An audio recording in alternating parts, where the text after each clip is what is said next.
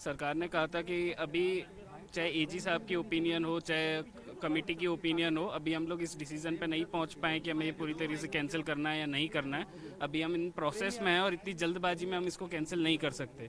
जो पिछले ऑर्डर के संबंध में जो कोर्ट का एक गुस्सा था सरकार के ऊपर कि आप हमारे पुराने ऑर्डर जिसमें हमने स्टेटस को मेंटेन करने का कहा है, उसका आप उसको ऑर्डर को फॉलो क्यों नहीं कर रहे हैं। तो उसमें कहा कि वो जो स्टेटस को का ऑफर ऑर्डर था वो था रिक्रूटमेंट प्रोसेस को लेके। रिक्रूटमेंट प्रोसेस ऑलरेडी कंप्लीट हो चुका है, अभी जो चल रहा है ट्रेनिंग चल रही है, तो ट्रेनिंग को लेके कहीं भी स्टे नहीं था। बट उस ऑर्डर को फर्दर क्लैरिफाई करके न्यायालय ने ये कह दिया कि अभी जो यथायथ स्थिति है वही बनी रहेगी, इसके आगे अब कोई भी बदलाव नहीं होगा। तीसरी चीज़ जिस पे बात हुई, जिन चीज़ों पे ये डॉक्यूमेंट पे रिप्लाई कर रहे हैं, चाहे कमेटी की रिपोर्ट हो गई, कैबिनेट कमेटी की है, तो ऑफिसर सीक्रेट एक्ट और आरटीआई के अंदर उनको हम रिकॉर्ड पे नहीं ला सकते, because it's not a public record. It's a business affair of between the government and it's officials. इसको अपन पब्लिक डोमेन में नहीं ला सकते। तो इन लोगों ने ये कहाँ से प्रोक्योर किया और उनकी जेन्युइनिटी क्या है क्या नहीं है, it is not yet confirmed. तो उन चीज़ों को लेकर हमने प्रिलिमिनरी ऑब्जेक्शन लिया, जिसको कोर्ट ने कहा कि इस पर आप एक डिटेल रिप्लाई पेश करें।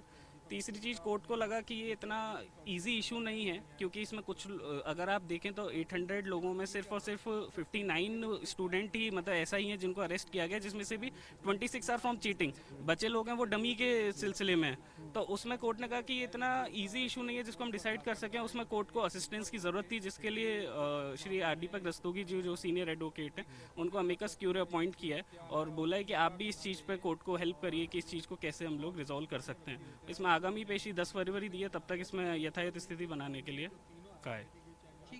सरकार ने अपने जवाब में स्पष्ट करा है कि भर्ती फिलहाल रद्द नहीं कर रही है, हमारी इन्वेस्टिगेशन चल रही है और इन्वेस्टिगेशन जब पूर्ण रूप से पूरी हो जाएगी तब हम इसमें निर्णय लेने पे थोड़े सक्षम होंगे।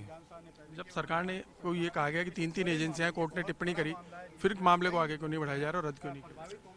कोर्ट ने कहा कि यह सभी सरकार ही है, जो एजी साहब हैं और जो उप समिति की मीटिंग कमेटी है, फिर आप इसको भर्ती को रद्द क्यों नहीं कर रहे हैं। और इसके साथ ही फिर कोर्ट ने जो एडिशनल सॉलिसिटर जनरल है रस्तोगी साहब, उन्हें न्याय मित्र नियुक्त किया है और कोर्ट ने किसी भी प्रकार की जो फील्ड ट्रेनिंग या फील्ड पोस्टिंग ली जा रही है उस पर पूरी तरीके से रोक लगा दी है और कोई भी व्यक्ति अब फील्ड ट्रेनिंग या फील्ड पोस्टिंग का कार्य नहीं कर पाएगा, जो भी चयनित सब ट्रेनिंग इंस्पेक्टर हैं।